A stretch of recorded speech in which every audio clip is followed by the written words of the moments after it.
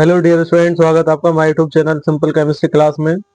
तो प्यारे बच्चों, आज की इस वीडियो में हम प्रथम कोटि की अभिक्रिया के बारे में पढ़ेंगे, जो कि बोर्ड एग्जाम के लिए बहुत ज्यादा इंपॉर्टेंट है।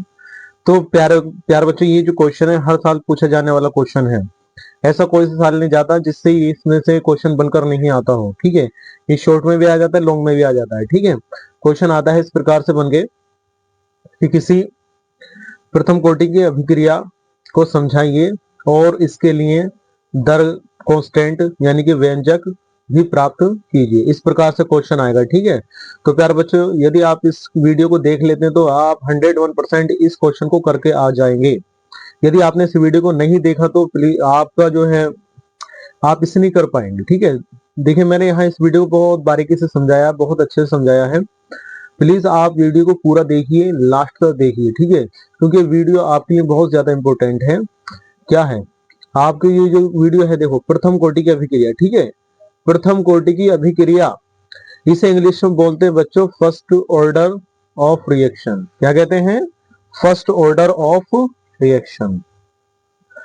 तो फर्स्ट ऑर्डर ऑफ रिएक्शन प्रथम कोटि की अभिक्रिया लिखने के बाद आपको क्या लिखना है ये समझ लीजिए। ठीक है, तो मैंने यहाँ लिखा है, सबसे पहले आप इसको लिखना है, फिर उसके बाद एग्जाम्पल लिखना है। तो लिखना क्या है समझ लीजिए।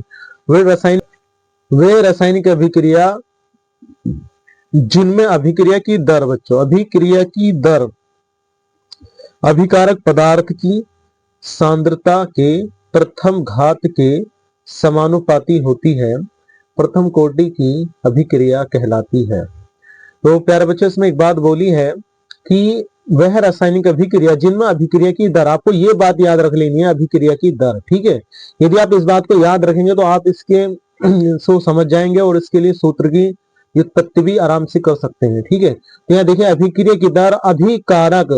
अभिकारक बच्चों, आपको अभिकार के बारे में जानकारी नहीं है तो मैं इसके लिए वीडियो बना सकता हूँ। ठीक है, इससे पहले आप समझ लीजिए, अभिकारक वे पदार्थ होते हैं जो रासायनिक अभिक्रिया में भाग लेते हैं। ठीक है, और उत्पाद वे पदार्थ होते हैं जो रासायनिक अभिक्रिया में बनते हैं। अभिकारक पदार्थ आपस में क्रिया करके एक नए पदार्थ का निर्माण कर लेते हैं, और जो नया पदार्थ बनता है उसे हम उत्पाद कहते हैं। ठीक है, तो यहाँ पर जो रासायनिक अभिक्रिया है इसमें अभिकारक जो है, अभिकारक जो रासायनिक अभिक्रियाओं में भाग लेते हैं और जो पदार्थ बनता है नया, उसे कहते हैं उत्पाद। तो यही बात बोली है कि अभिक्रिया की दर अभिकारक पदार्थ की सांद्रता की, इस बात को याद रखना बच्चों, सांद्रता। तो सांद्रता जो होती है बच्चों, जैसे आप सांद्रता बनाने के लिए किसी भी कंपाउंड को ब्रैकेट में लिख सकते हैं। ठीक है, किसी भी कंपाउंड को ब्रैकेट में लिख देंगे, चलो मैं आगे समझाऊंगा इसको, तो वो सांद्रता बन जाती है।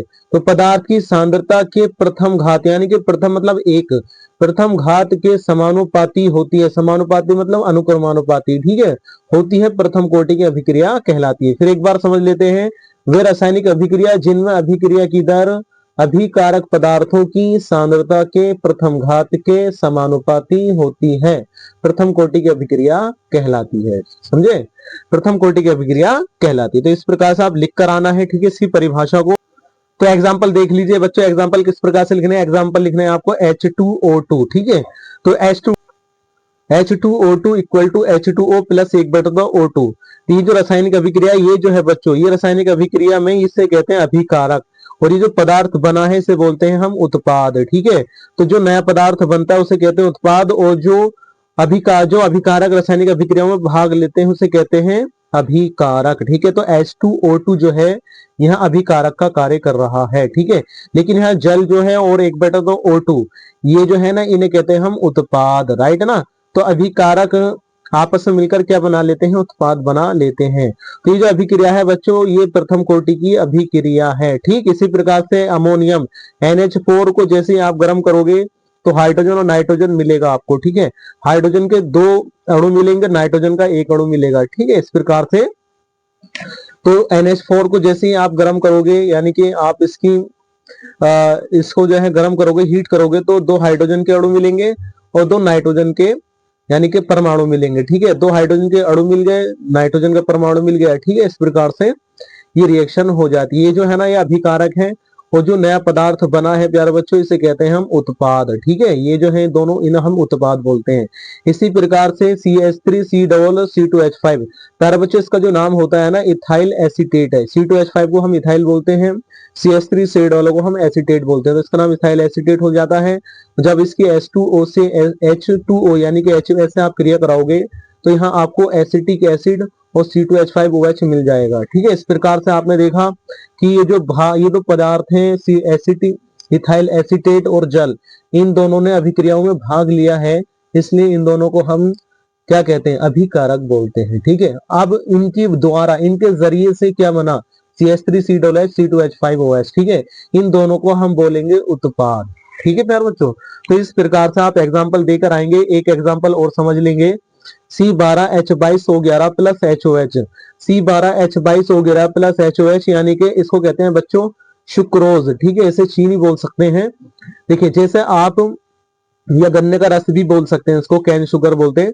C12H22O11 प्लस HOH यानी कि जल है और इसकी क्रिया आप इसके साथ कराओगे, यानी कि जो पदार्थ अभिक्रिया में भाग लेते हैं उन्हें हम अभिकारक बोलते हैं और जो नया पदार्थ बनता है उन्हें उत्पाद कहते हैं। तो यहाँ पर देख लीजिए C6H12O6 plus C6H12O6 O2NH4 CH3COO plus HOH C12H22O11 plus HOH, इन सभी ने देखिए ये जो सभी अभिक्रियाएं हैं, ये वाली अभिक्रियाएं, इन सभी को हम प्रथम कोटि की अभिक्रिया कहते हैं प्यारे बच्चों। ठीक है, तो यदि आप परिभाषा लिखकर, यदि ये क्वेश्चन शॉर्ट में आता है तो आप परिभाषा लिख करने के बाद ये एग्जाम्पल लिख कर आ सकते हैं, तो आपको 2 नंबर 3 नंबर जितने में भी ये क्वेश्चन आएगा वो आपको मिल जाएंगे। ठीक है, यदि लॉन्ग में आता है तो लॉन्ग के लिए मैं आपको बता रहा हूँ, जितना मैं कराऊंगा सब लिख कर आना पड़ेगा, तभी आपको 7 नंबर या 6 नंबर या 5 नंबर जो भी आएंगे आपको मिलेंगे। ठीक है, तो आपको छोड़ के नहीं आना। आप ये आपने को पता चल गया कि लिखकर किस प्रकार से आना है। ठीक है, तो शॉर्ट में आप इस पर इतना भी लिखकर आ सकते हैं और शॉर्ट में थोड़ा सा आप इंक्रीज भी कर सकते हैं। ठीक है, तो देखिए किस प्रकार से आप आगे का अब क्या करना है बच्चों, प्रथम कोटि की अभिक्रिया के लिए आपको व्यंजक प्राप्त करना है। ठीक है, प्रथम कोटि की अभिक्रिया के लिए व्यंजक, प्रथम कोटि की अभिक्रिया के लिए व्यंजक प्राप्त करना है प्यारे बच्चों। ठीक है, तो प्रथम कोटि की अभिक्रिया के लिए व्यंजक प्राप्त करेंगे, उससे पहले आपको लिखना पड़ेगा इस प्रकार से जैसे मैंने आपको लिख के दिखा रखा है। ठीक है, चलिए मैं आपको पढ़ के सुनाता हूं। माना अभिकारक ए। ठीक है, अभिकारक आपको बता दिया है कि जो पदार्थ अभिक्रियाओं में भाग लेते हैं उन्हें अभिकारक कहते हैं। ठीक है, माना अभिकारक ए की प्रारंभिक सांद्रता स्मॉल ए है। ठीक है, कितनी मान ली आपने प्रारंभिक सांद्रता, आपने प्रारंभिक सांद्रता मानी है स्मॉल ए प्यारे बच्चों। ठीक है, जिसमें T समय में X ग्राम अणु क्रिया कर जाते हैं और A-X ग्राम अणु शेष बचते हैं प्यारे बच्चों। ठीक है, तो फिर इस बार समझिए एक बार और। माना अभिकारक A की प्रारंभिक सांद्रता स्मॉल a है, जिसमें T समय के बाद X ग्राम अणु क्रिया कर गए हैं और A-X ग्राम अणु शेष बचे हैं। ठीक है, तो आपको पता है कि जब कोई अभिक्रिया होती है तो अभिकारक पदार्थ उत्पाद का निर्माण कर लेते हैं। जो पदार्थ अभिक्रियाओं में भाग लेते हैं हम उन्हें अभिकारक कहते हैं और जो नया पदार्थ बनता है उन्हें उत्पाद कहते हैं। तो इधर की साइड में यानी कि लेफ्ट हैंड साइड में आप अभिकारक को लिखते हो और राइट हैंड साइड में आप उत्पाद को लिखते हो। देखिए सांद्रता यानी कि मात्राएं कितनी कितनी लेते हैं उन्हें हम सांद्रता बोलते हैं। तो देखिए एक बार फिर दोबारा समझेंगे। माना अभिकारक ए, तो आपने अभिकारक किसको माना है, ए को मान लिया है। ठीक है, कि इसकी प्रारंभिक सांद्रता कितनी मान ली, स्मॉल ए, तो ये प्रारंभिक सांद्रता होगी। ठीक है, जिसमें टी समय में यानी कि टी समय के बाद एक्स ग्राम अणु, ठीक है, एक्स ग्राम अणु क्रिया कर गए हैं और A-X शेष बचे हैं। यदि आप इस वाले कार्य को समझ गए, ठीक है, ये जो मैंने आपको लिखा है ये वाला, ठीक है, यदि आप इसे समझ जाते हैं तो प्यारे बच्चों आप आराम से प्रथम कोटि की अभिक्रिया करके आ सकते हैं। ठीक है, तो फिर एक बार समझिए, यहाँ A जो है ना इसे कहते हैं अभिकारक और जो नया पदार्थ बनता है इसे कहते हैं उत्पाद। ठीक है, तो प्रारंभ में लिख दिया मैंने, प्रारंभ में T बराबर 0, तो अभिकारक और प्रोडक्ट यानी कि उत्पाद कुछ भी नहीं बनता, जीरो रहता है। ठीक है, टी समय जब जीरो होता है, समय जीरो होता है तब कोई भी उत्पाद नहीं बनता है, अभिकारक ए ही रहता है। राइट, लेकिन जब समय गुजर जाता है यानी कि टी समय के बाद की बात करें तो मान लीजिए एक्स जो है उत्पाद बना लेता है, एक्स उत्पाद बन जाता है, तो जो शेष बचता है a माइनस एक्स हो जाएगा, ये वाला। इसमें से इसको घटा देंगे तो बचेगा वो शेष हो जाएगा, ठीक है। तो ये शेष मात्रा है। तो इस प्रकार से इस बात को आप समझ लीजिए अच्छे तरीके से, यदि आप प्रथम कोटि की अभिक्रिया को समझना चाहते हैं। तो प्रारंभ में t बराबर 0, a 0 हो जाएगा, t समय बाद a माइनस एक्स एक्स हो जाएगा प्यारे बच्चों, ठीक है।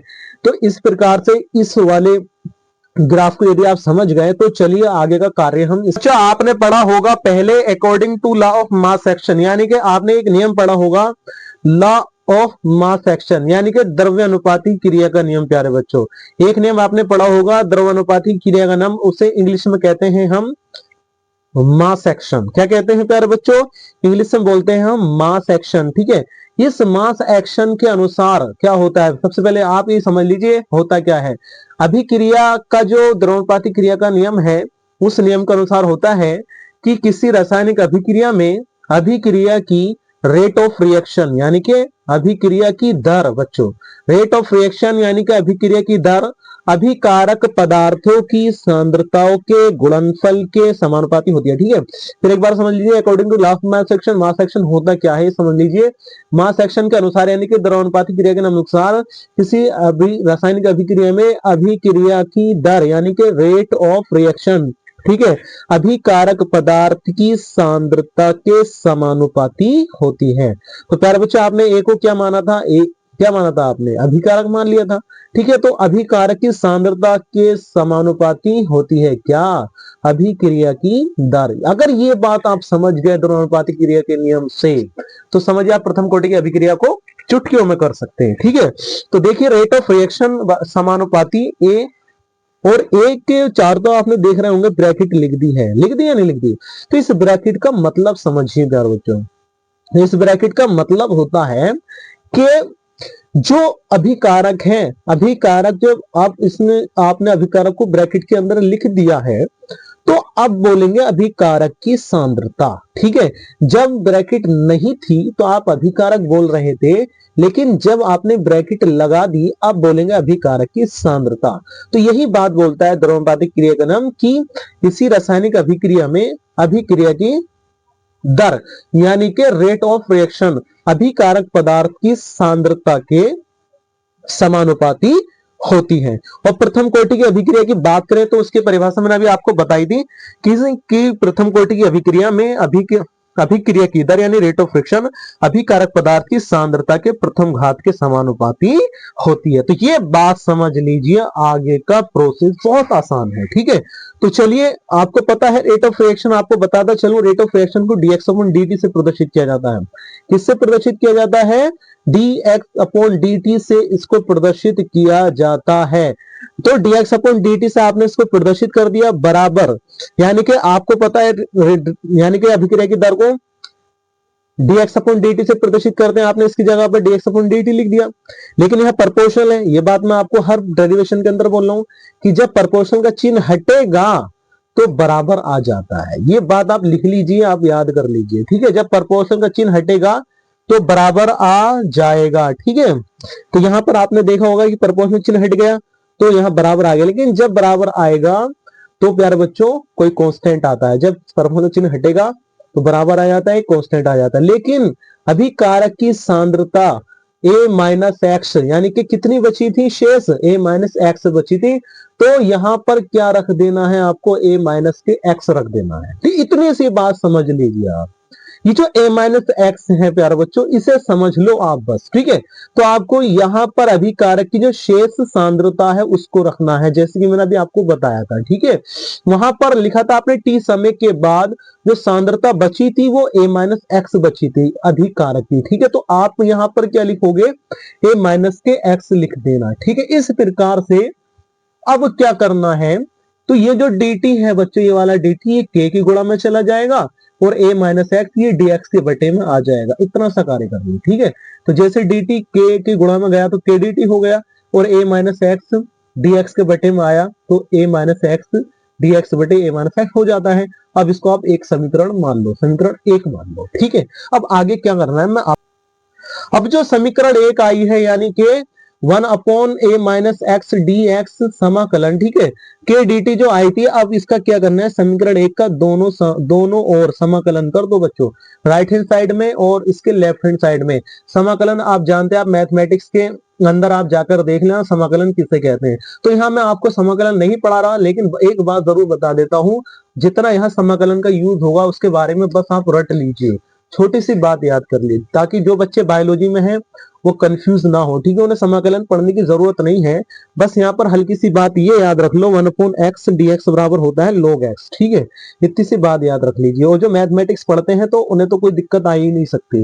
इसी प्रकार से समीकरण अब एक का क्या कर देना है, समाकलन कर देना है। तो समाकलन करने के लिए एक चिन्ह आता है ये वाला, ठीक है, ये वाला चिन्ह आ जाएगा और 1/a-x हो जाएगा और dx जैसा था वो वैसा रहेगा, बराबर जो kdt था बच्चों, के को आप बाहर लिख लेना और समाकलन का चिन्ह लगाकर डी। तो यहां तक बात समझ में आ गई, 1/a-x ds बराबर kdt। ये समीकरण जो एक का आपने समाकलन कर रहे हैं तो उसके लिए आपको ये चिन्ह लगाना पड़ रहा है, ठीक है, ये चिन्ह लगा दिया आपने। अब log a माइनस के x, यानी कि बच्चों समाकलन हो जाएगा 1/x का dx, 1/x dx का समाकलन होगा log e बेस पर x। तो आप इस पूरे को x मान लीजिए, dx हो गया, ठीक है, तो 1/x का क्या हो जाता है log x, तो x जा क्या आ जाएगा a माइनस एक्स, राइट ना, log a माइनस एक्स हो जाएगा, ठीक है, गुणा अब आप a माइनस एक्स का भी करिए, a का क्या हो जाएगा 0 और माइनस एक्स का क्या हो जाएगा माइनस के 1 हो जाएगा, बराबर के dt का हो जाएगा बच्चों t, यानी कि यहां से d हट जाएगा, ये d इसको हटा देगा, तो यहां से बचेगा kt। अब जैसे समाकलन इन दोनों का हो जाता है तो आप प्लस में लिख देना है, आपको c लिख देना है। क्या लिख देना आपको प्लस में, आपको प्लस में लिख देना है प्यार बच्चों, सी लिख देना है। अब इसे समीकरण 2 मान लो, ठीक है। अब इतनी बात यदि आप समझ जाते हो प्यारे बच्चों, अगर आपकी इतनी बात समझ में आ गई है तो आगे का प्रोसेस और आसान होने वाला है, और भी आसान होने वाला है, ठीक है। तो ये समीकरण आपके अगर समझ में आ गई तो आगे प्रोसेस समझिए, log a minus x minus 1 kt plus c। तो ये कहां से आया, मैंने अभी आपको बताया है कि log a माइनस एक्स, ये किसका आपने किसका समाकलन किया था, 1/a माइनस एक्स dx का समाकलन किया था। ये पूरा किसका समाकलन है, log 1/a minus x dx का इतना बड़ा समाकलन हो जाएगा, ठीक है, और k dt का समाकलन हो जाएगा kt, लेकिन यहाँ क्या आ जाएगा बच्चों, c आ जाएगा, राइट है। अब आपको लिखना है प्रारंभ में, ये बात अच्छी तरह से लिख लीजिए, समझ लीजिए प्रारंभ में होता क्या है बच्चों। आपने मैंने जब बताया था आपको प्रारंभ में होता क्या है, जब समय 0 होता है तो उत्पाद नहीं बनता है, यानी कि x समान आपने उत्पाद की तरफ क्या लिखा था, 0 लिखा था। जब समय 0 था तो उत्पाद भी क्या था, 0 था प्यारे बच्चों। अब क्या करना है, t तथा x का मान समीकरण 2 में रख दो, समीकरण जो ये आई है 2, इसमें रख दीजिए प्यारे बच्चों, ठीक है। तो हो जाएगा यहाँ पर माइनस के log, ये वाला जो माइनस है ना, ये वाला माइनस, ये log के आगे आ जाए, देखो लिख दिया log a माइनस एक्स, तो x की जगह आपने क्या रख दिया है 0, बराबर के गुणा t, यानी कि t की जगह भी क्या रख दिया आपने 0 प्लस c हो जाएगा, ठीक है। इस प्रकार से माइनस के log e बेस पर a बराबर c आपको यहां से मिल जाएगा, ऑब्टेन हो जाएगा। तो प्यारे बच्चों आपको यहां से क्या मिला, c बराबर माइनस के log e बेस पर है, ठीक है। यदि आप इसका मान वहां पर समीकरण 2 में रख देते हैं, कहां रख देते हैं, समीकरण 2 में रखते हैं, तो फिर देखिए आगे होता क्या है। अब आपको करना क्या है, c की वैल्यू समीकरण 2 में रख देंगे, इस c की वैल्यू कहां रख देनी है, समीकरण 2 में रख देनी है। तो समीकरण 2 आई थी माइनस के log e बेस पर a माइनस के x बराबर kt minus log e base पर a। तो यहाँ ये जो है ये किसका मान है, c का मान है, यहाँ c था ना प्लस में, तो c की जगह हमने क्या रख दिया, a का मान रख दिया, ठीक है। अब आगे क्या करना है, माइनस के, आप देखिए ये जो माइनस वाला है ये इसको आप इधर लेकर चले जाओ, ठीक है। ये आपको पता है प्लस वाला दूसरी तरफ जाएगा माइनस हो जाएगा, और माइनस वाला दूसरी तरफ जाएगा तो प्लस हो जाएगा, ठीक है प्यारे बच्चों। तो यहाँ पर जैसे ही माइनस वाला इधर लेकर जाओगे तो प्लस हो जाएगा, ठीक है, प्लस हो जाएगा। तो आप लेकर चलेगा यहाँ से इसको इधर, तो क्या हो गया, प्लस हो गया। तो आपने देखा log e बेस पर a माइनस के log e बेस पर a माइनस के x हो जाएगा। तो ये जो वाला है ना, ये माइनस के log e बेस पर a माइनस x, इसको हम जैसे इधर आएगा प्लस हो जाएगा, इसके बाद लिख देंगे। अब आपको करना क्या है बच्चों, c की वैल्यू समीकरण 2 में रख दो बस, ठीक है। आगे देखो होता क्या है। तो समीकरण 2 क्या आई थी, माइनस के log e बेस पर a माइनस x आया था, बराबर kt प्लस c आया था, ठीक है। तो प्लस सी की जगह आपने क्या रख दिया, माइनस के log e बेस पर a। कहां से रखा आपने, यहां से रख दिया, ठीक है। अब आप देखना ये है कि ये जो है बच्चों यहाँ माइनस के log e बेस पर a, जब आप इसे इधर की साइड लेकर जाओगे तो बच्चों ये हो जाएगा प्लस का, ठीक है। तो ये ऑलरेडी पहले क्या था, माइनस का, तो हमने इसके बाद माइनस लगा के इसको लिख दिया यहाँ पर log e बेस पर a माइनस एक्स बराबर में क्या चल रहा है, kt चल रहा है, ठीक है। अब देखिए मैंने आपको एक सूत्र बताया है, आप जरा इसको समझ लीजिए। एक सूत्र होता है log m minus log n बराबर log m अपॉन n, ठीक है। तो इसी प्रकार का ये सूत्र बन रहा है log a minus log a minus x, ठीक है। तो ये जो है ये m का कार्य कर रहा है और ये n का कार्य कर रहा है, ठीक है। तो जो a है वो ऊपर आ जाएगा और a माइनस एक्स वो नीचे आ जाएगा, बराबर में kt चलता रहेगा। तो मैंने यही क्या है, देखो log e बेस पर a upon a minus x है, तो a जो था बच्चों ये ऊपर रहा और a माइनस एक्स वो नीचे आ गया, ठीक है। इस प्रकार से जो kt बराबर में चलता रहेगा, इस प्रकार से आप कार्य करेंगे, ठीक है। ये वाला सूत्र जरूर याद कर लेना, इस सूत्र की सहायता से हमने इसको इस प्रकार से लिख दिया है। तो अब करना क्या है, log e बेस पर a upon a minus x हो जाएगा बराबर kt हो जाएगा, ठीक है। तो ये आपने लिखा है, ठीक, kt बराबर हो जाएगा log e बेस पर a upon a minus x हो जाएगा, ठीक है। तो इसको इधर लिख लो और इसको इधर लिख लो, यानी कि बच्चों इसको इधर लिख लो, इसको इधर रख लो, कोई दिक्कत नहीं है। यानी कि हैंड तो चेंज हो सकते हैं, हैंड चेंज करने में कोई प्रॉब्लम नहीं आती। यानी कि आपने लिखा यहाँ पर kt बराबर log e बेस पर a upon a minus x हो जाएगा, ठीक है। इस प्रकार से kt को इधर लिख लिया, इसको इधर और इसको इधर लिख लिया, नो प्रॉब्लम। अब आपने देखा कि जो kt गुणा में t है तो वो इधर चला जाएगा, ये गुणा में है तो इधर जाएगा, बटे में आपको पता है कोई भी संख्या जब प्लस की होती है दूसरी जगह दूसरी साइड जाएगी तो माइनस की, और माइनस होती तो प्लस की, गुणा होती तो भाग में जाएगी और भाग में होगी तो गुणा में चली जाएगी। तो बच्चों t गुणा में है तो इधर आएगा तो भाग में चला जाएगा। तो देखिए k बराबर k अकेला रह जाएगा, t इधर आ जाएगा, तो इधर आके t बटे में चला जाएगा, log a बेस पर a upon a minus x हो जाएगा। अब आपको करना क्या है, समीकरण इसको 3 मान लो, राइट ना। इसको कितने समीकरण मान लेते हैं, 3 मान लेते हैं। बट आप एक बात और सीख लीजिए, एक बात को याद रख लो, ठीक है, तभी ये क्वेश्चन हो सकता है। ये जो log e बेस पर है ना, ये जो log e बेस पर है, इसका जो मान है, log e बेस पर का मान होता है प्यारे बच्चों, log e बेस पर का मान होता है 2.303 log 10 बेस पर। कितना मान होता है, log e बेस पर बराबर होता है 2.303 log 10 बेस पर।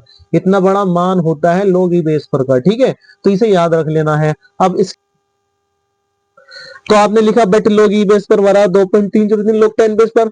तो जो आपके समीकरण ये वाली log e बेस पर, इसी जगह इस पूरे मान को रख दो, बस प्रथम कोटि की अभिक्रिया के लिए व्यंजक आ जाएगा।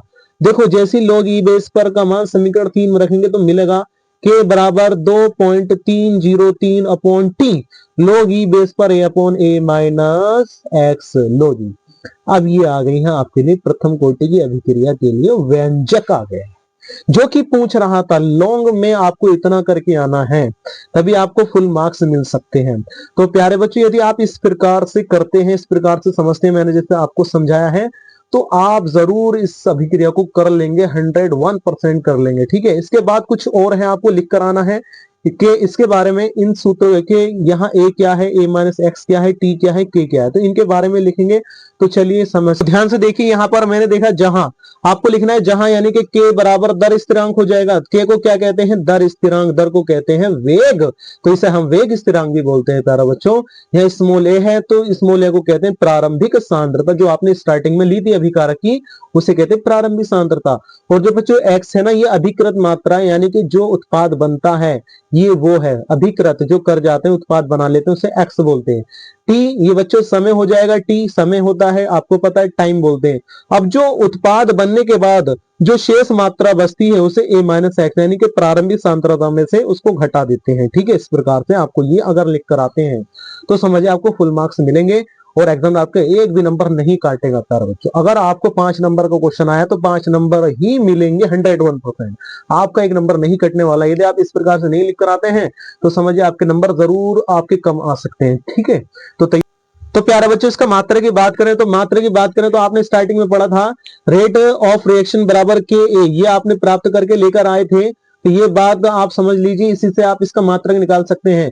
तो प्यारे बच्चों रेट ऑफ रिएक्शन यानी कि अभिक्रिया की दर का जो मात्रक होता है मोल बटे लीटर सेकंड होता है। ये बात याद रख लो, अभिक्रिया की दर का मात्रक मोल बटे लीटर सेकंड होता है। और बच्चों के गुणा में रहेगा, और यह है सांद्रता। इसे क्या बोलते हैं? सांद्रता। किसकी? अभिकारक की सांद्रता, यानी कि सांद्रता का मात्रक होता है मोल प्रति लीटर। कितना होता है? मोल प्रति लीटर। तो इस प्रकार से आपने इसको और इसको आमने सामने लिख लिया है। अब देखिए मात्रक आने वाला है। अब देखो मोल से मोल क्या हो जाएगा? कट जाएगा। लीटर से लीटर कट जाएगा। ठीक है, तो यहाँ बच्चा सेकंड, यानी कि 1/सेकंड। यहाँ इस के को आपने इधर लिख लिया और 1/सेकंड को आपने इधर लिख लिया है। ठीक है, के बराबर सेकंड इनवर्स। कोई भी संख्या जब नीचे से ऊपर जाती है तो बच्चों घातें माइनस की हो जाती हैं, आपको पता होना चाहिए। और जब ऊपर से कोई संख्या नीचे आती है तो घातें प्लस की हो जाती हैं। ठीक है, तो इस प्रकार से आप इसको ऐसे भी लिख सकते हैं, सेकंड माइनस 1, यानी कि के बराबर कितना आ गया?